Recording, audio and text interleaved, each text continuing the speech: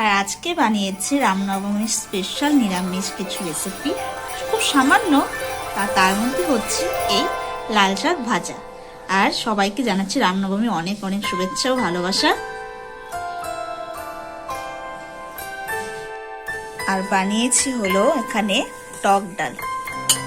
এই সিজনে প্রথম টক ডাল বানালাম আজকে রামনবমীর জন্য, যেহেতু নিরামিষ তাই মটর ডাল দিয়ে আমি টক ডাল বানিয়েছি।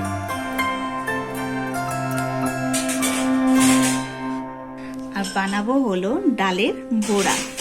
এখানে ডালগুলো পেস্ট বানিয়ে নিয়েছি, এবার এটাকে আমার কড়াইয়ে দেওয়ার পালা। চলো তাহলে দেখে নিই বাকিটা।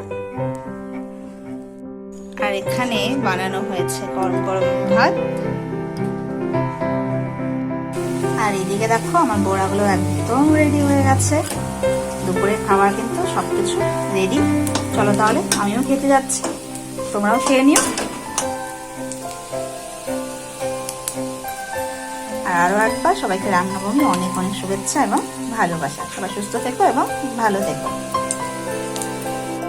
আর এই যে হচ্ছে রামনবমীর প্রসাদ, শাশুড়ি মা আমার পুজো দিয়েছিলেন রামনবমীর জন্য। এটা হলো আমাদের খাওয়ার পরে প্রসাদ। চলো এবার খেয়ে নিই এটাকে।